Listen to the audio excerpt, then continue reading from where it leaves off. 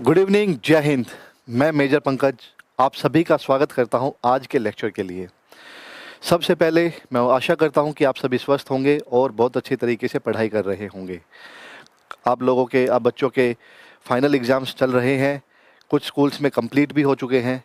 तो जो आपका अगला पड़ाव है उसके लिए मेहनत करते रहिए और जुड़े रहिए।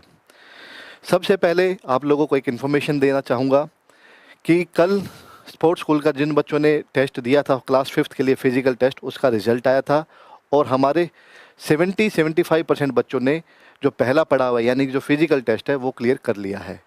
आने वाले दिनों में जो क्लास 6th, 8th और 9th और 11th के जिन बच्चों ने फिजिकल टेस्ट दिया था उसका भी रिजल्ट आ जाएगा और हम ये जानकारी आप लोगों के साथ साझा करेंगे।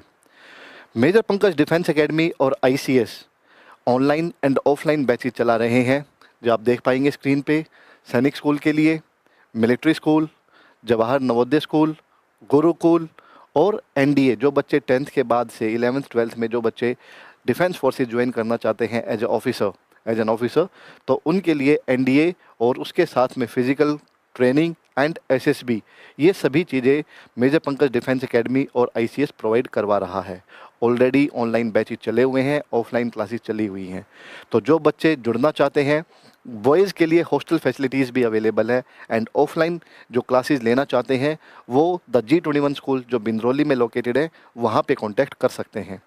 जैसा मैं आप लोगों को बताऊंगा कि जो हमारा बैच है सैनिक स्कूल का, जो हमारा ऑनलाइन बैच है, वो कंप्लीट ईयर की फ़ीस हमारी 4999 आपको आईसीएस की ऐप पे अवेलेबल है। और जो एनडीए के लिए है ये आपका सैनिक स्कूल एंड मिलिट्री स्कूल।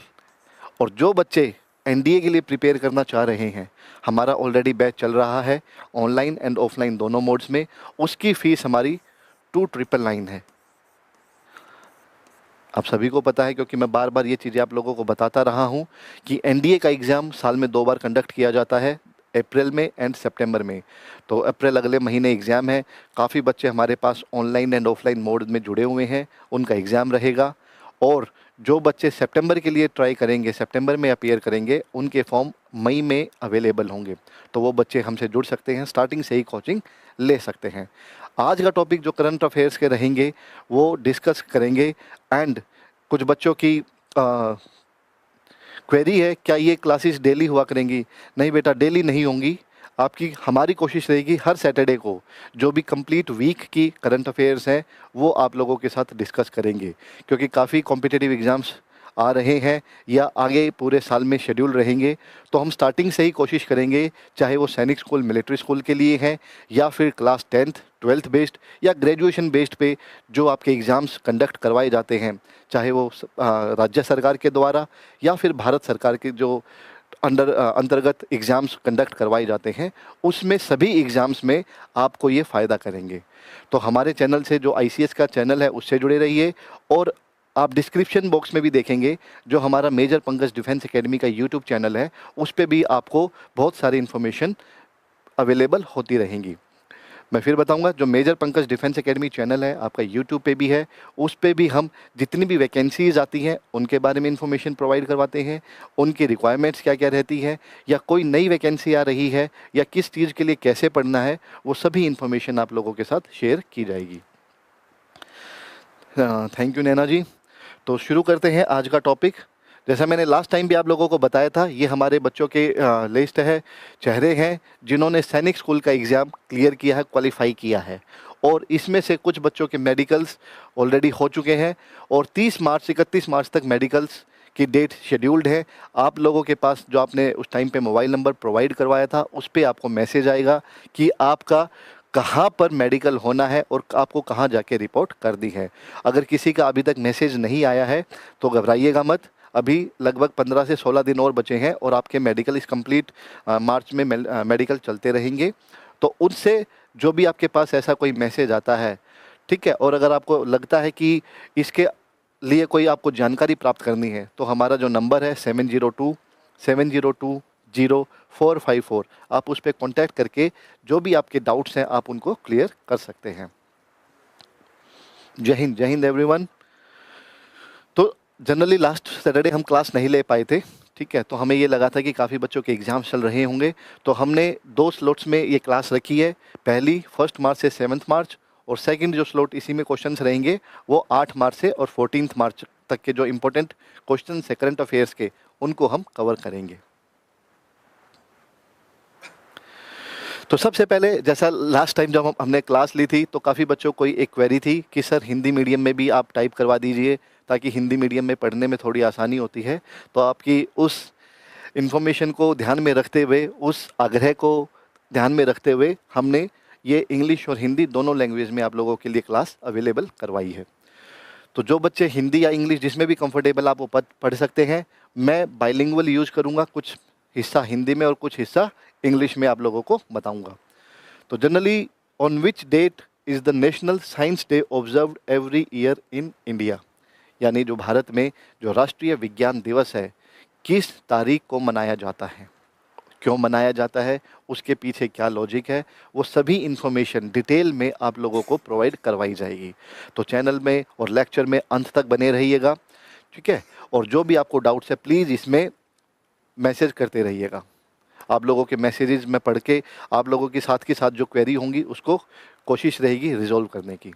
तो जो पहला क्वेश्चन है कि भारत में जो राष्ट्रीय विज्ञान दिवस है कब, किस डेट को सेलिब्रेट किया जाता है, और इसका सही आंसर है 28 फरवरी। आप लोग जितने भी मैसेजेस कर रहे हैं काफ़ी पढ़े लिखे हैं और काफ़ी लंबे समय से आप तैयारी भी कर रहे हैं, तो ऑलमोस्ट सभी बच्चों का ऑप्शन करेक्ट है। भारत में हर साल 28 फरवरी को राष्ट्रीय विज्ञान दिवस के रूप में मनाया जाता है। जो सर CV रमन, आपने नाम सुना होगा, साइंटिस्ट रहे हैं जिनको 1930 में नोबेल प्राइज भी मिला था। 1928 में रमन प्रभाव यानी जो रमन इफेक्ट है उसकी खोज की स्मृति में मनाया जाता है। यानी 28 फरवरी को जो डॉक्टर CV रमन थे 1928 में, उन्होंने रमन इफेक्ट का आविष्कार किया था, खोज की थी, और इसी के चलते 1930 में सर CV रमन को नोबेल प्राइज से नवाजा गया। तो आपके इसमें 2 क्वेश्चन हो जाएंगे, एक तो 28 फरवरी को विज्ञान दिवस, और सेकंड 1930 में सर CV रमन को नोबेल प्राइज दिया गया। हाँ जी बेटा, हॉस्टल फैसिलिटीज़ बॉयज़ के लिए है अभी, ठीक है।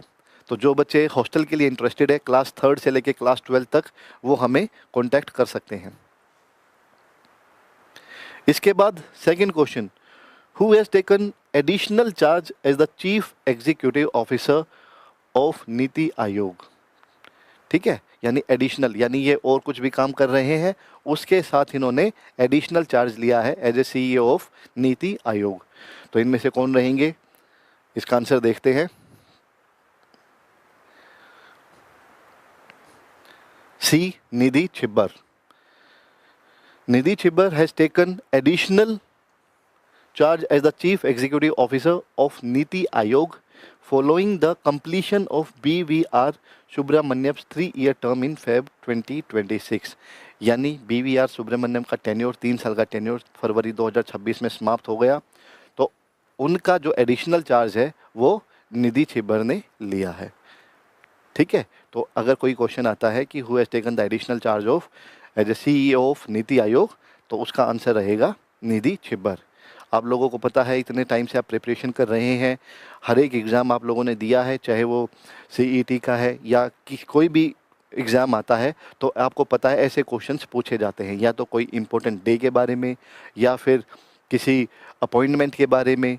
तो इन चीज़ों को आप लोगों ने बड़े ध्यान से आंसर करना है।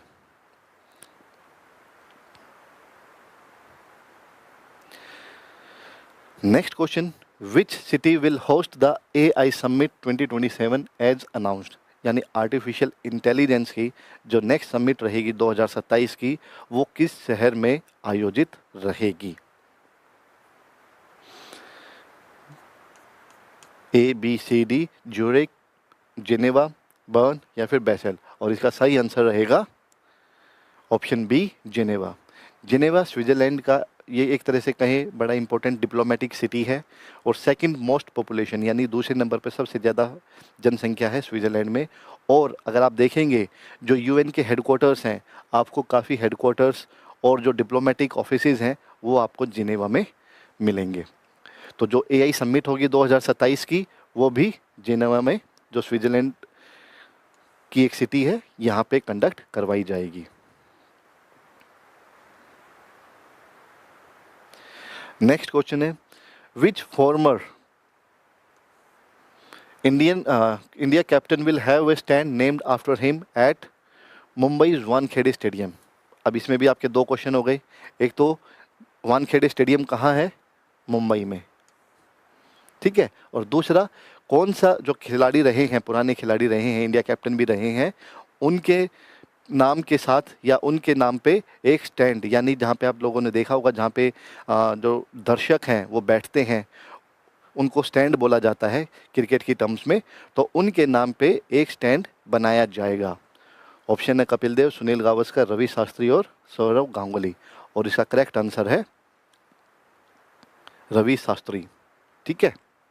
जो 1983 का वर्ल्ड कप हुआ था जिसमें कपिल देव कप्तान थे, उसी टीम में रवि शास्त्री भी टीम 11 प्लेइंग 11 का हिस्सा थे।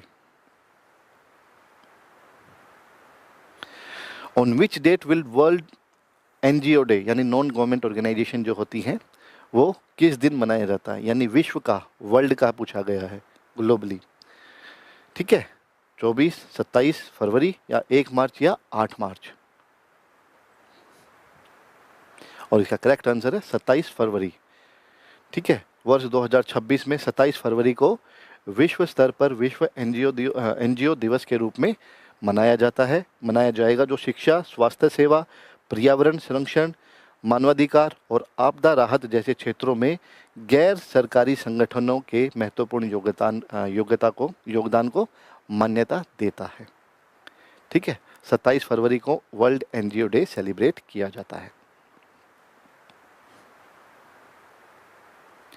इसके बाद है, which team won their maiden Ranji trophy title of 25-26 season by defeating Karnataka in the final. अब जनरली जो रणजी खेल है, रणजी ट्रॉफी है, वो किस स्पोर्ट से संबंध रखती है? एक क्वेश्चन ये भी बन जाएगा आपका। तो वो रखती है क्रिकेट से। और पहली बार कौन सी टीम ये टाइटल जीती है, यानी ये ट्रॉफी जीती है फाइनल में कर्नाटक को हरा के? तो करेक्ट आंसर रहेगा option C, Jammu and Kashmir, ठीक है। The team defeated Karnataka in the final held at KSCA Rajnagar stadium in the Hubli, आपका JNK, ठीक है। तो जम्मू कश्मीर ने पहली बार रणजी ट्रॉफी जीती है और फाइनल में उसने कर्नाटक को हराया है।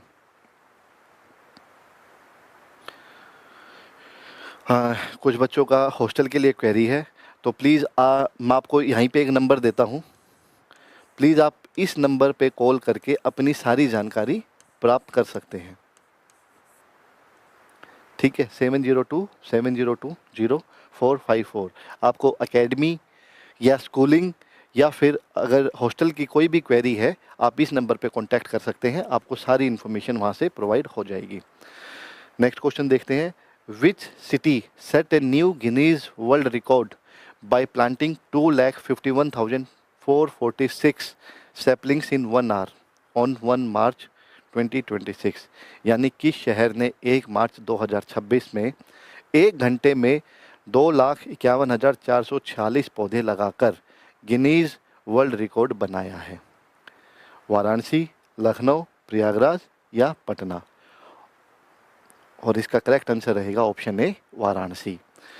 वाराणसी ने 1 घंटे के अंदर 2,51,446 पौधे लगाए, ऐतिहासिक उपलब्धि हासिल की है, जिसे 8 वर्षों से चीन के नाम कायम पिछला रिकॉर्ड टूट गया। यानी पिछले 8 सालों से लगातार चीन इस पोजीशन पर बना हुआ था, लेकिन इस साल 1 मार्च को यूपी के वाराणसी शहर ने 1 घंटे में इतने सारे पौधे लगा के नया रिकॉर्ड बनाया है।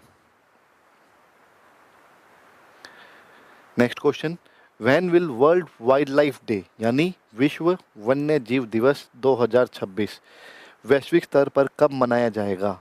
अगेन वर्ल्ड पूछा गया है।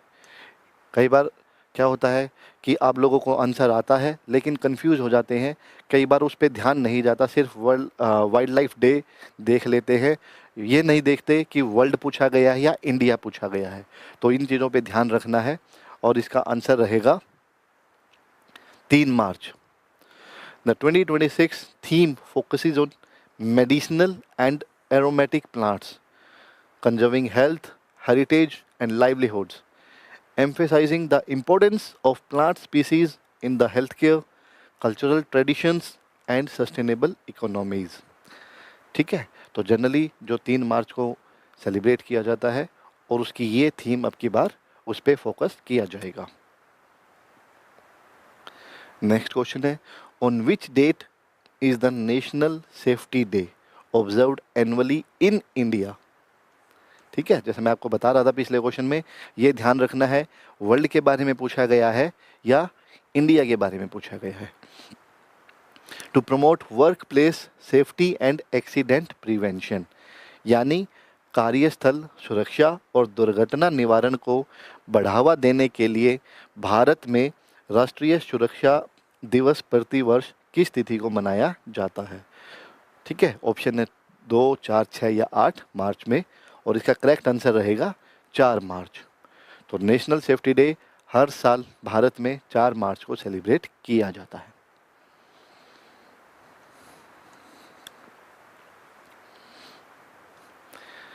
नेक्स्ट क्वेश्चन देखते हैं, on which date is world obesity day observed globally to raise awareness about the growing obesity crisis. Obesity क्या होती है? मोटापा। आप लोग देखते होंगे कि विश्व में काफ़ी कंट्रीज़ में, काफ़ी देशों में मोटापा एक पिछले कुछ सालों से एक बहुत बड़ी बीमारी के रूप में उभरी है। विश्व मोटापा दिवस किस तिथि को वैश्विक स्तर पर मोटापे की बढ़ती समस्या के बारे में जागरूकता बढ़ाने के लिए मनाया जाता है? और इसका करेक्ट आंसर रहेगा 4 मार्च। ये भी 4 मार्च को भी पूरे वर्ल्ड में सेलिब्रेट किया जाता है। यस, क्यों इन क्वेश्चंस को डायरी में नोट कर सकते हैं। आपको आईसीएस के चैनल पे भी ये अवेलेबल रहेंगे, और मेजर पंकज जो डिफेंस एकेडमी है उसके चैनल पे भी आपको ये जो करंट अफेयर्स की क्लासेस हैं ये अपलोड हो जाएगी, और वहाँ पे भी आप लोगों को ये क्लासेस अवेलेबल रहेगी। हाँ जी, मोटापा दिवस, बिल्कुल, बहुत सारे दिवस मनाए जाते हैं। यह दिन स्वस्थ जीवन शैली को बढ़ावा देने, पौष्टिक भोजन की उपलब्धता में सुधार करने और शारीरिक गतिविधि को प्रोत्साहित करने पर केंद्रित है। ठीक है, तो जिनको लगता है कि उनका शरीर थोड़ा सा मोटापे की तरफ जा रहा है, तो सुबह और शाम व्यायाम कीजिए, एक्सरसाइज कीजिए, अपनी डाइट पे कंट्रोल कीजिए, और थोड़ा समय लगेगा लेकिन आप फिर से फिटनेस में आ जाएंगे। In which city was the 11th edition of the Raisina dialogue held from March 5 to 7, 2026, यानी रायसीना संवाद का 11वां संस्करण 5 से 7 मार्च किस शहर में आयोजित किया गया था? इसका करेक्ट आंसर रहेगा new Delhi, option B, new Delhi. और इसकी थीम क्या थी? इसका विषय था संस्कार, अभिकथन, सामंजस्य, उन्नति। ठीक है, क्योंकि कोई भी ऐसी मीटिंग होती है, कोई भी ऐसा डायलॉग होता है, या कोई इम्पोर्टेंट डे होता है, उसकी कोई ना कोई 1 साल के लिए या 2 साल के लिए, अगर वो 2 साल में एक बार सेलिब्रेट किया जाता है या कोई मीटिंग हेल्ड होती है, तो उसका कोई ना कोई थीम रहती है, उसका कोई ना कोई मोटो रहता है। तो उसको भी ध्यान में रखना है, क्योंकि कई बार क्वेश्चंस इस तरीके से पूछे जाते हैं कि उसमें 2 से 3 स्टेटमेंट आ जाती हैं। मान लीजिए अगर इसी क्वेश्चन की बात करें तो पहले आ जाएगा कि कहाँ सेलिब्रेट, ये जो डायलॉग था कहाँ ऑर्गेनाइज किया गया था और इसकी थीम क्या थी। तो अगर आपको थीम नहीं पता होगी तो जो क्वेश्चन में पूछा गया है आप उसे जज नहीं कर पाएंगे कि ये ठीक है या गलत है।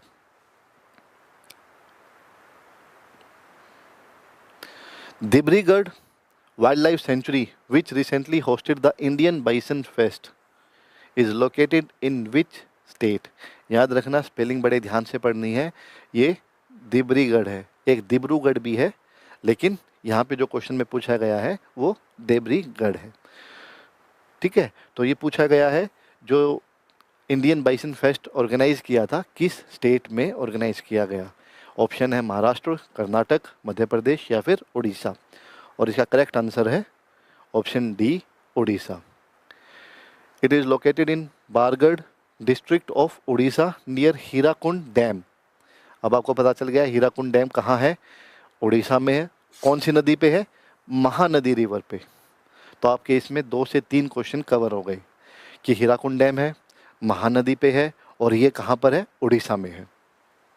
Hirakud dam is the longest dam in India and the longest earthen dam in the world, यानी भारत का सबसे लंबा बांध और दुनिया का सबसे लंबा मिट्टी का बांध है।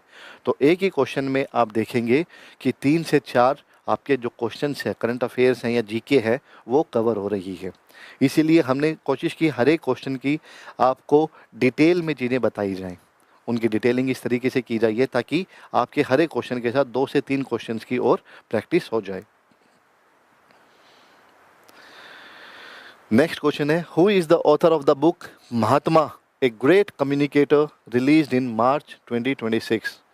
अगर मैं ये जो क्वेश्चन है, अगर मैं सैनिक स्कूल, मिलिट्री स्कूल की भी बात करूं क्वेश्चंस की, तो अब की बार भी 2 से 3 क्वेश्चन आए हुए थे। जैसे आपके अलग अलग पोर्शन होते हैं, लाइक मैथ्स का पेपर है, रीजनिंग का है, लैंग्वेज का है, जीएस का है। तो उसमें 25 क्वेश्चंस में से 2 से 3 क्वेश्चन ऑथर के बारे में आए हुए थे, यानी किसी लेखक के बारे में, यानी कोई भी बुक किस लेखक ने लिखी है।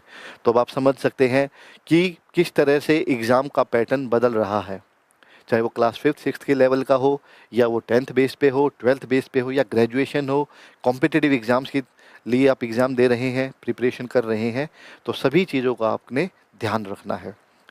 तो मार्च 2026 में प्रकाशित पुस्तक महात्मा एक महान संचारक के लेखक कौन है? ठीक है, और इसका करेक्ट आंसर रहेगा, वेरी गुड बेटा, आपने आंसर बताया, धीरज ककाड़िया। यह महात्मा गांधी के जीवन पर प्रकाश डालता है और इस बात पर जोर देता है कि कैसे उनके सशक्त संचार कौशल ने भारत के स्वतंत्रता संग्राम को मजबूत बनाया। इसका उद्देश्य जागरूकता फैलाना और लोगों को दैनिक जीवन में उनके मूल्यों का पालन करने के लिए प्रेरित करता है। तो जनरली जो एक ब्रीफ अगर बात करें कि बुक में क्या मिलेगा आपको, तो ये बेसिक चीज़ें हैं जिसमें आपको, जो इन्होंने धीरज ककाड़िया ने बुक लिखी है, उसमें महात्मा गांधी के जीवन पर प्रकाश डालते हुए बहुत सारी इन्फॉर्मेशन प्रोवाइड करवाई है।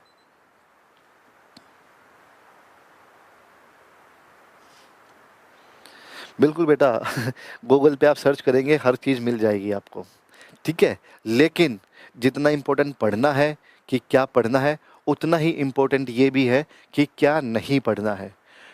क्योंकि जीएस या जो करंट अफेयर्स हैं या जीके है, वो अपने आप में एक अथाह समुद्र की तरह है। लेकिन सबसे इम्पोर्टेंट ये रहेगा कि क्या पढ़ने के साथ साथ क्या नहीं पढ़ना, उस पे भी आप लोगों ने ध्यान देना है। Hatti Risala festival is primarily celebrated in which state? यानी जो हट्टी रिसाला उत्सव है, किस राज्य में सेलिब्रेट किया जाता है, मनाया जाता है? वेरी गुड, और इसका करेक्ट आंसर रहेगा महाराष्ट्र, ऑप्शन ए। यह त्यौहार महाराष्ट्र के जालना शहर में प्रतिवर्ष आयोजित होने वाली एक विशिष्ट ऐतिहासिक और पोषित सांस्कृतिक परंपरा है, और यह होली के अगले दिन, जिसको वहाँ पर धूली वंदन के नाम से जाना जाता है, उसके अवसर पर मनाया जाता है। यानी जो होली होती है उससे जो अगला दिन होता है, उस दिन ये फेस्टिवल सेलिब्रेट किया जाता है। Which city is the venue of Bharat steel 2026 summit?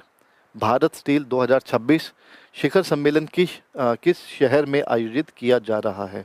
और इसका करेक्ट आंसर रहेगा ऑप्शन ए, न्यू दिल्ली। ठीक है, आप लोगों को और कुछ इसमें इंफॉर्मेशन चाहिए हो तो आप मैसेज कर सकते हैं। और जो मैं देख पा रहा हूँ मैसेजेस में कि काफ़ी बच्चे करेक्ट आंसर दे रहे हैं, जैसे ही क्वेश्चन फ्लैश होता है आप लोग आंसर बता देते हैं, तो इससे प्रतीत होता है कि आप लोगों की जो पढ़ाई है, जो मेहनत है, वो बहुत अच्छी चल रही है। क्वेश्चन है, वीक में एक बार ही क्लास? हाँ जी बेटा, क्योंकि मैं और भी क्लासेस लेता हूँ, जैसे जो मैंने आपको बताया कि जो हमारी ऑनलाइन एंड ऑफलाइन क्लासेस है, सैनिक स्कूल के, मिलिट्री स्कूल की, या फिर एनडीए की, उनके भी बैचेस चलते रहते हैं। और कुछ क्लासेज ऑनलाइन रहती है, और इवनिंग के टाइम पे भी हमारी, मॉर्निंग और इवनिंग में हमारी ऑफलाइन क्लासेस भी रहती हैं। तो सैटरडे को कोशिश रहेगी कि आपको जो कंप्लीट पूरे वीक के जो करंट अफेयर्स हैं, वो इन्फॉर्मेशन आपको इस क्लास के माध्यम से प्रोवाइड करवाई जाए। National safety day is observed every year on which day? ठीक है, सेफ्टी डे हमने पढ़ा था, और इसका करेक्ट आंसर क्या रहेगा? मार्च 4। ठीक है, इंडिया मार्क्स द 55th, यानी जो अब की बार, सॉरी, ठीक है, मार्क्स द 55th यानी 55वां national safety week with the theme, जैसे मैंने आपको बताया था कि हर एक डे का या हर एक डायलॉग का या कोई भी मीटिंग है, समिट है, उसकी कोई ना कोई थीम होती है, उद्देश्य होता है, मोटो होता है। Engage, educate and empower people to enhance safety, यानी सुरक्षा बढ़ाने के लिए लोगों को शामिल करना, शिक्षित करना और सशक्त बनाना विषय के साथ 55वां राष्ट्रीय सुरक्षा सप्ताह मनाएगा।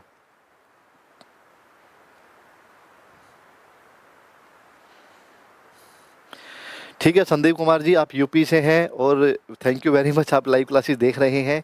आपको कोई और इन्फॉर्मेशन या कोई भी अन्य जानकारी है रिक्वायर्ड है तो प्लीज़ आप हमें, जो मैंने आपको नंबर प्रोवाइड करवाया है, उससे ले सकते हैं।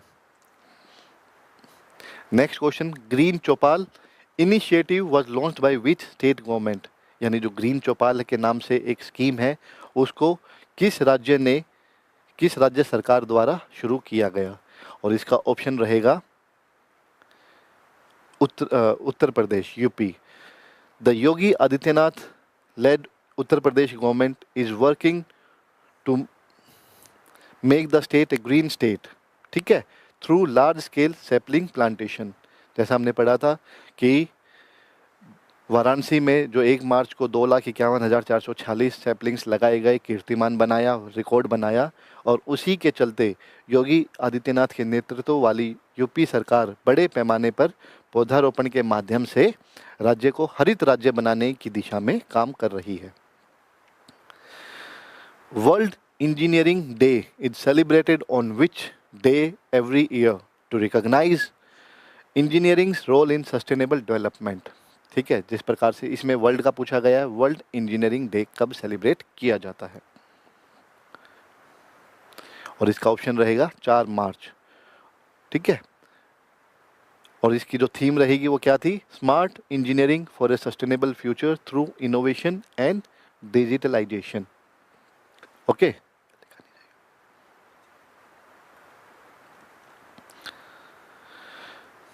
मीरकट telescope that was recently seen in the news is located in which country, ये नाम है मीरकट, ठीक है, मीरकट टेलीस्कोप, और ये कहाँ पर है, साउथ अफ्रीका, रशिया, चाइना या इंडिया, और इसका करेक्ट आंसर रहेगा ऑप्शन ए, साउथ अफ्रीका, ठीक है। मीरकट दूरबीन का उपयोग करने वाले खगोलविद यानी एस्ट्रोनॉमर्स यूज करते हैं इसको, टेलीस्कोप को, इन साउथ अफ्रीका।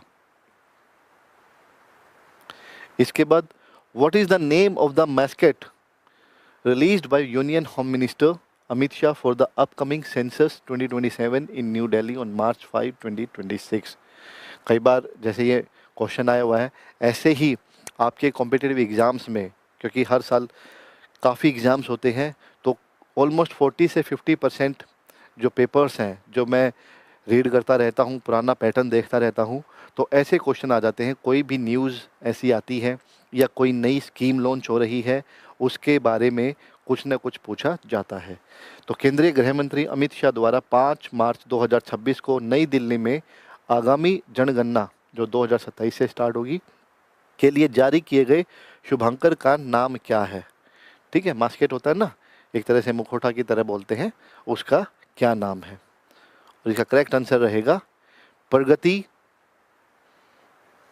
ठीक है, Pragati for female and Vikas male के लिए, for the upcoming census 2027 in New Delhi on March 5, ठीक है। तो इसका जो फीमेल्स के लिए रहेगा वो प्रगति रहेगा एंड मेल के लिए रहेगा विकास। वेरी गुड बेटा, वेरी गुड।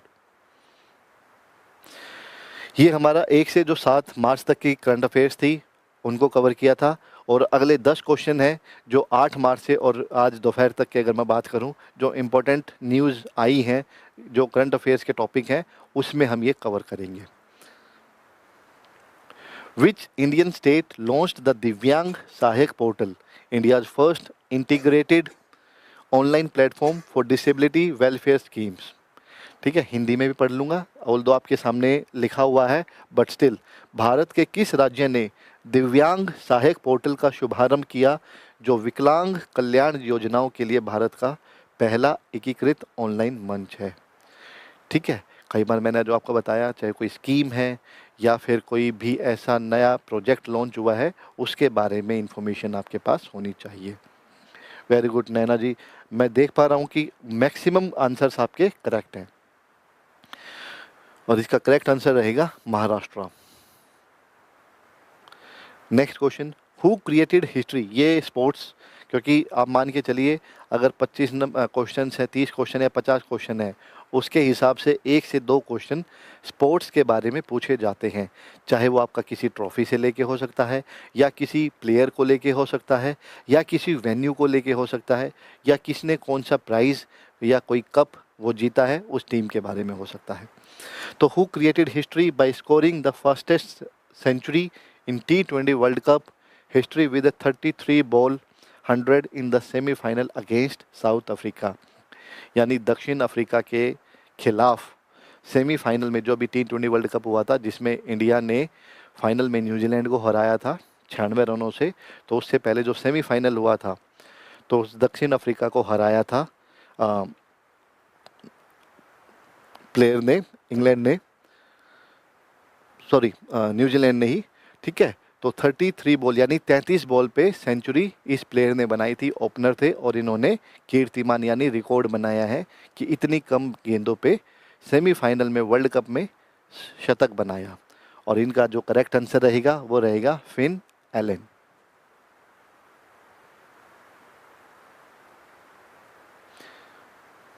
ठीक है, न्यूजीलैंड के प्लेयर रहे हैं, एक्सप्लोजिव बैट्समैन है, ठीक है।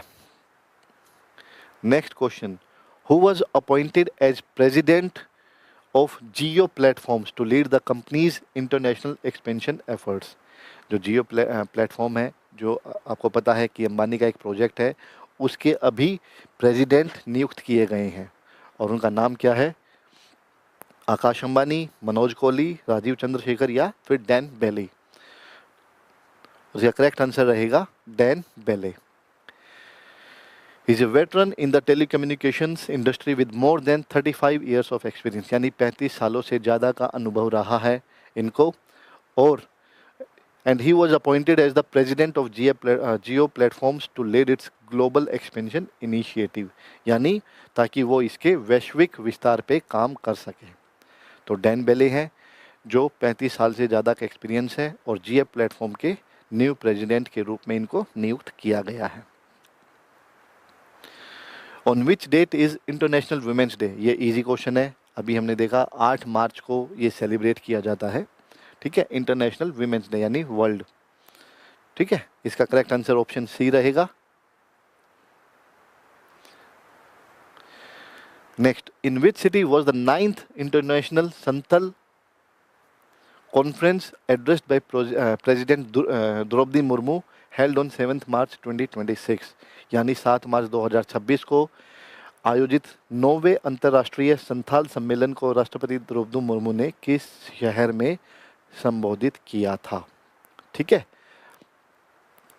ऑप्शन है कोलकाता, दार्जिलिंग, रांची एंड भुवनेश्वर। और इसका करेक्ट आंसर रहेगा ऑप्शन बी, वेस्ट बंगाल का जो दार्जिलिंग शहर है वहाँ पे इस कॉन्फ्रेंस को आयोजित किया गया था और वहाँ पे जो हमारी राष्ट्रपति हैं द्रौपदी मुर्मू, उन्होंने इसको संबोधित किया था। Next question, who has been appointed as the 55th chief justice of Madras high court, यानी 55 में कौन से जज हैं, ठीक है, मद्रास हाई कोर्ट के, जिनको सेंट्रल गवर्नमेंट द्वारा अपॉइंट किया गया? और इसका करेक्ट आंसर रहेगा justice S A Dharmadhikari, option D, ठीक है, जस्टिस एस ए धर्माधिकारी, यानी मद्रास हाई कोर्ट का चीफ जस्टिस इनको अपॉइंट किया गया है। और किसके द्वारा किया गया है? Administrated by Tamil Nadu governor R N Ravi, यानी जो तमिलनाडु के राज्यपाल हैं उनके द्वारा, जो आर एन रवि हैं उनके द्वारा इनको नियुक्त किया गया, इनके द्वारा शपथ दिलवाई गई।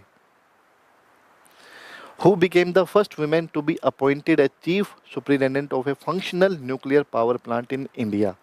कोई भी ऐसी यूनिक चीज़ होती है, यानी कि जैसे कोई फर्स्ट फीमेल, फर्स्ट मेल, या तो किसी समिट पे एक तरह से माउंटेन पीक की हुई है, या फिर कोई अपॉइंटमेंट ली है जिस तरह से जब जो आपकी आईपीएस किरण बेदी रही थी, जब वो पहली बार आईपीएस बनी, जब उन्होंने चार्ज लिया तो काफ़ी सुर्खियों में रही। उसी प्रकार से जैसे ही कोई क्वेश्चन आता है कि फर्स्ट वुमेन, तो वो एक तरह से आपके कॉम्पिटिटिव एग्जाम्स के लिए, जीके के लिए इम्पोर्टेंट क्वेश्चन हो जाता है। ठीक है, तो इसका करेक्ट आंसर रहेगा RM Nachmai. She assumed charge of units 3 and 4 at the Kaiga generating station in Karnataka on 15 March 2026 under the nuclear power corporation of India, जिसको NPCIL के नाम से भी जानते हैं, यानी nuclear power corporation of India limited. ठीक है, इन्होंने चार्ज लिया है एंड फर्स्ट फीमेल इनको नियुक्त किया गया है। In which Indian state were sambar deer recorded at unusually high altitudes for the first time in protected wildlife sanctuaries? ठीक है, क्वेश्चन को ध्यान से समझिएगा। भारत के किस राज्य में संरक्षित वन्यजीव अभयारण्यों में पहली बार जो सांबर हिरन, एक तरह से जो स्पीसीज होती है, प्रजाति होती है, को असामान्य रूप से अधिक ऊंचाई पर देखा गया? कई बार क्या होता है कि कोई भी पर्टिकुलर जानवर है, बर्ड्स हैं, एक हैबिटेट में रहते हैं, यानी एक ऐसे आवास में रहते हैं जो उनके लिए सूटेबल है।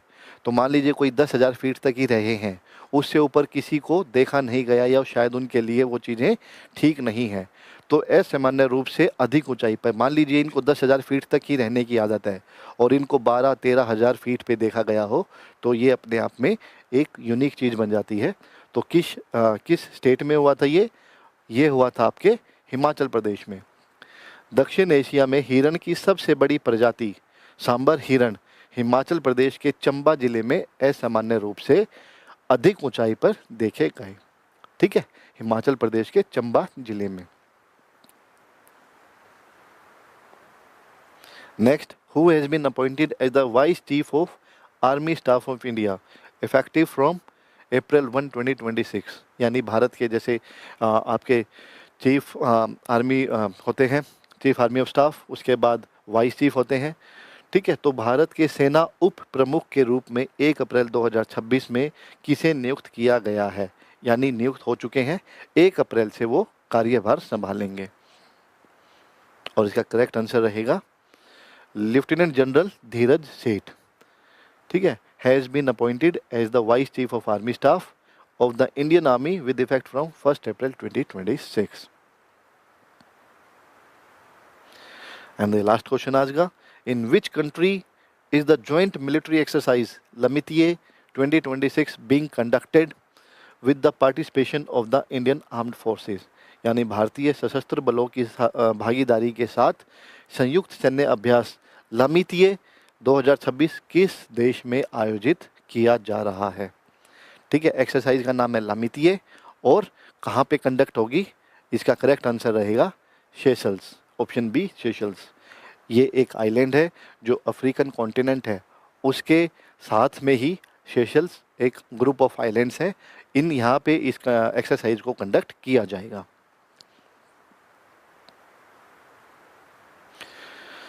The 11th edition of the Joint Military Exercise Lamitiye is being conducted in Seychelles with the participation of the Indian Armed Forces। और इसका मीनिंग क्या होता है लमितिये का? Meaning friendship in the creole language, यानी जो क्रोएल भाषा है उसमें लमितिये का अर्थ है मित्रता। ठीक है, तो ये कुछ इंपॉर्टेंट जो पहले 13-14 डेज़ के जो करंट अफेयर्स रहे हैं, जो इंपॉर्टेंट चीज़ें न्यूज़ में रही हैं, उसका हमने डिस्कस किया है।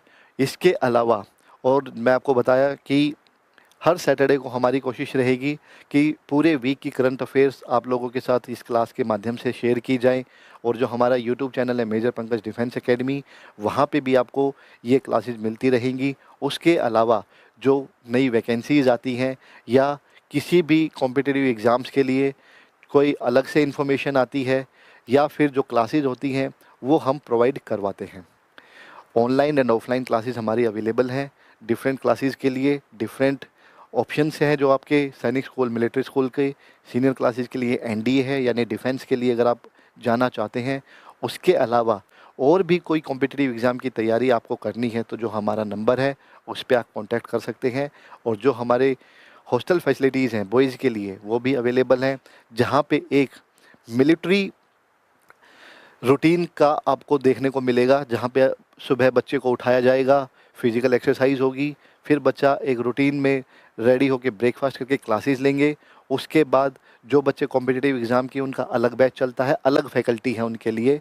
फिर 2:30 से 5 o'clock तक अलग क्लासेस चलेंगी। इवनिंग में खेलने का समय रहेगा और फिर इवनिंग में रात को डिनर के बाद 2 से 3 घंटे की सेल्फ स्टडी रहेगी और ये सभी एक्सपर्ट फैकल्टीज़ की निगरानी में कंडक्ट की जाती हैं। तो अधिक जानकारी के लिए हमारे नंबर पे कांटेक्ट करते रहिए, मन लगा के पढ़ते रहिए और कोई भी सपना अगर आपने सोचा है पूरा करने के लिए, उसके लिए मेहनत से कभी भी मत घबराइए। इसी के साथ हम आज की क्लास समाप्त करते हैं। जय हिंद, जय भारत।